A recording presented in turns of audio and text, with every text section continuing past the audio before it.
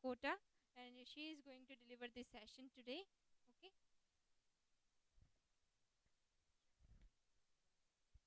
Well, I work for a community foundation. The concept in Mexico is rather new. It means you gather money, public or private, mostly private, to be put for the good of the community, for the community needs. That means that no one behind a desk will make a decision where the money should go, which I strongly believe is the reason so much money is lost in the world. A lot of money is put into efforts that someone decides what is needed somewhere else instead of going into the community and asking the community, what do you need, how much it is. So the presentation today is about gathering private funding for organizations that work within the community for the community. There is a little bit of public funding in this example that we're going to provide. Those are all the different organizations that have supported us. And we have uh, decided to stop calling the organizations and the work charity. Charity means begging, means you know more, you have more, and thank you very much for giving this to me. No, we want people to think of themselves not as donors but as investors. We want them to believe that social investment is good not only for those who are the immediate recipients of the funding but for the community as a whole. Can you please turn the next one? So we call this local solutions for local problems because we are a border town with the US. Exactly, there is the line in the middle. We are actually called both communities have shared the same name, Nogales. Nogales, Sonora on the Mexican side, Nogales, Arizona on the USA side. So when it was easier before September 11 to have a visa, it was easier to cross, less time waiting. People used to go to the States for everything, from milk to doctors to everything. Nogales is a very small town on the Mexican side. Well, close to 500,000 maybe now, but the one on the USA side is 30,000. It's a very, very small town. But still there is a lot of access to education, health, etc.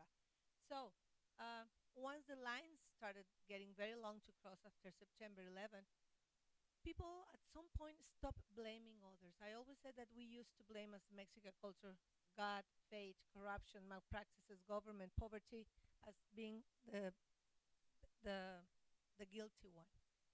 Especially in the case of disabled children, for example, uh, myths were a big part of it. Because I went out during the full moon, because I didn't go out during the full moon, because I didn't wear a red cloth, etc., etc. So we have gathered a very strong network of specialists, physicians, PhDs, etc., to explain to the community what that disability is in order to move for education. The other thing is that local grassroots groups, after community organizing programs, have developed their own solutions. They just need the money. Sometimes we think getting money is very difficult. No. The difficult part is finding the solution for the problem. And number one, to start and think if there is a problem. Sometimes there is not a problem, it's just the lack of law practices, the lack of a building. But the big problem is deciding if you have a problem and then deciding what that solution is. And then we will seek the funding. We will gather the community, public and private resources to solve that problem. And the other thing, financing them is phase three, and maybe the easier part. Part number one is coming to terms to define the problem, and number two, finding the solution. This is our actual town. The one on the left side is US. The one on the right side is Mexico. And yes, that's the Trump wall.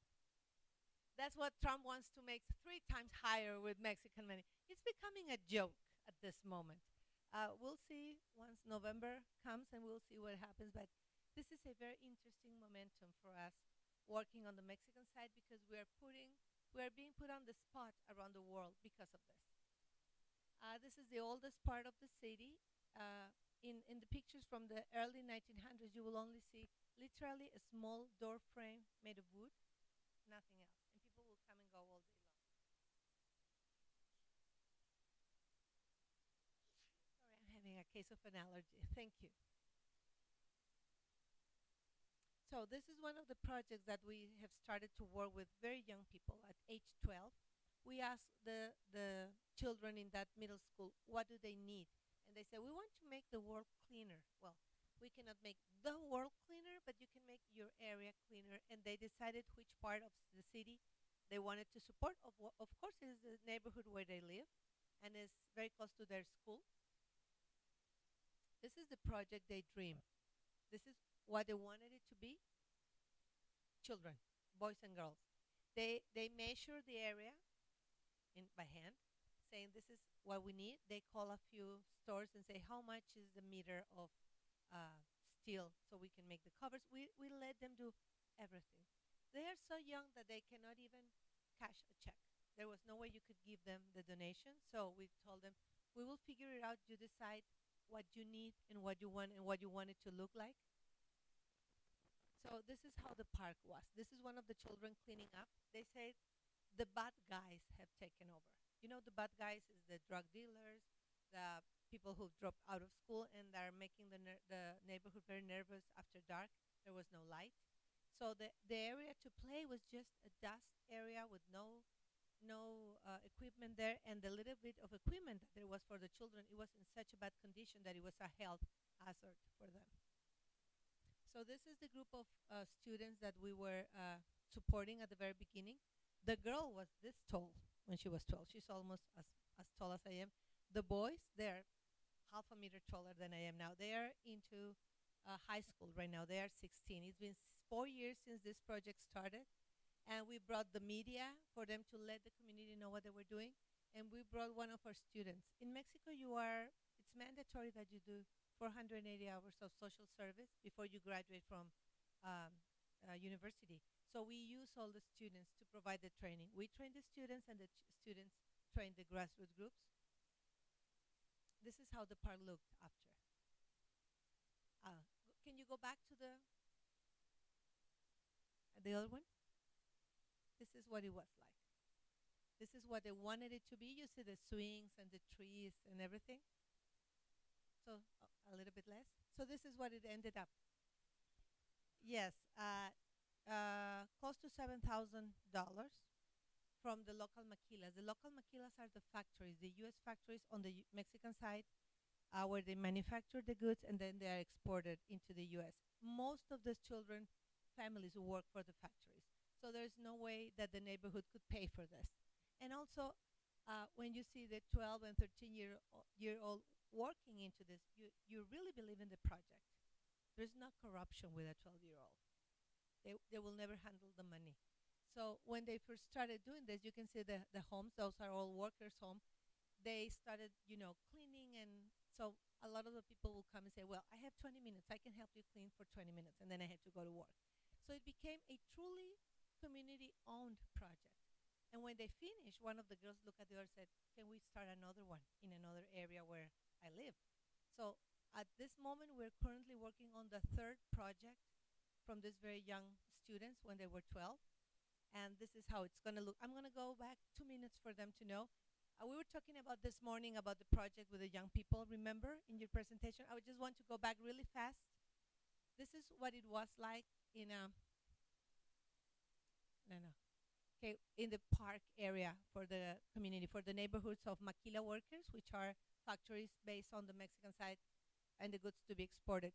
The children who were in 8th grade at that moment draw what they wanted the park to look like, and they had to measure how many meters they needed of steel, etc., etc. We let them decide what they wanted, what they needed, and how much would it cost. So we moved into training them financially and into community organizing, which is very close to what you said. Okay, and this is what the park looked afterwards. This is all financed by the Maquila Association, which 80% of the people who live there work for maquilas. What we do as a community foundation is we gather public and private funding for common good. But we have seen that most of the projects fail around the world because someone behind a desk is making decisions on what the park should look like. Those children said, you know what? The little ones have no place to play. This area is owned by the bad guys, the cartel people, the dropouts from school. We want a place where we can be safe. And this gate is not only to keep the children safe from people from coming outside, but to keep them from running after a ball. If the ball goes out of the park, the child will run after the park and a car or a bus will get. There will be an accident. So the gate is mostly to keep, the fence is mostly to keep the balls within the park. There is another part of what a lot of what we do. We have moved from charity to social investment. In between, there is what is philanthropy. At the beginning, 13 years ago, we were doing philanthropy. We don't want to do philanthropy anymore. Our grandparents did charity. We want to move and do social investment. When you make an investment, you want a return on your investment, the revenue. The revenue here is a safer, healthier, and happier community for everyone. For a community that is known all over the world about Trump, about the wall, about the fence, about drug issues, etc. That's 5% of what goes on. But it's a shadow over the positive 95%. So we want to bring the new generations, the ones that are 12, 13 years old, to think differently, to have a different approach, saying, oh, you live in Nogales. Oh, that's so dangerous. Yes, but we're making a small change one step at a time, and really letting those very young people make decisions. Decision making is the key here. It's not money. This is not about funding. There's a lot of money around, millions of dollars on the USA side, millions of pesos on the Mexican side, and somehow there's no impact. And there's no impact because the community organizing was non existent. Someone from behind a desk in Washington, D.C. or in Mexico City decided what the parks should look like. You have to take into consideration if it's very cold, if it's very warm. Our state is probably the hottest state in the country. If you have metal slides and everything, children cannot run on them. It's burning hot. It has to be plastic or it has to be covered by something else. So the concept of investing into the community in a different age range has really proven right. Those children who are the children of the workers are finally able to make a dream come true on their own terms. Sometimes we think we need millions and zillions of dollars to make a project like this. When it comes from public funding, at least in Mexico, a lot of it, a third of it, will be lost on the way somehow. Oh, sorry, I missed the other one. The concept of social investment. This is a group of TDAH moms, attention deficit disorder. What they have seek is very little support from the public health system. It has just been like 2 years, in the last 2 years, that the health system has recognized ADD as a illness, as a disease that has to be medication given to them. Most of the people do not have private insurance. They have public insurance from the health system.